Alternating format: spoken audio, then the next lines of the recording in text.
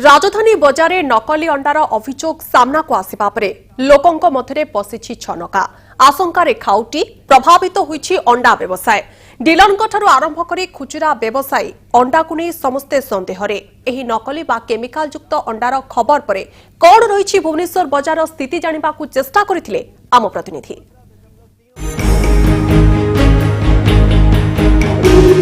आमे जेतेबेले भुवनेश्वर जड़े खुचरा दोकानी पाखरे पहुंचीथिलु नजर को आसीथिला एक अभावनीय घटना।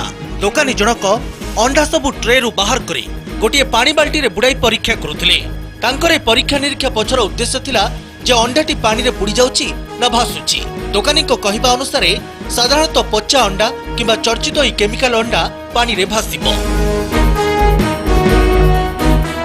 किसी ना एटा एटा एमती भी आम वेस्ट बेंगल देखा पाई न्यूज रे आज ओडिशा देखाला एमती अनेक अंडा भाषुची माने फेक थी प्लास्टिक अंडा थी कौन सन्देह कर ये ना आउ अंडा जहाँ थी मुझे बिक्री बंद कर देछि आउ अंडा मगेया कहीं आम द्वारा कौन कस्टमर असुविधा सम्मुखीन न हो आम चाहूँ।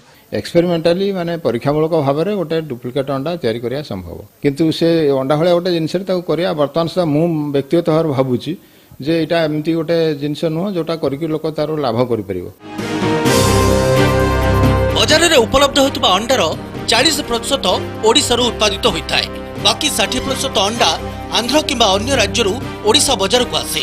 अर्थात ओडिसा रे खाउटी व्यवहार करतबा अंडार अर्धाधिक आम राज्य आमदानी करे।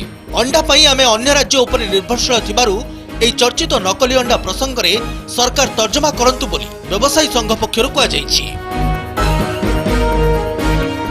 सेटा सरकार को दायित्व होची सरकार को मु अनुरोध करी तार केमिकल एनालिसिस प्रकृत में करवा कथा जे एटा प्रकृत में कौन ए जिनस कौन अच्छे ये अंडा प्रकृत अंडा अच्छी ना ए प्लास्टिक अंडा अच्छी कारण शुणु ये लोकंकर जीवन जीविका दुईटी जाक ए ओतप्रोत भाव जड़ित।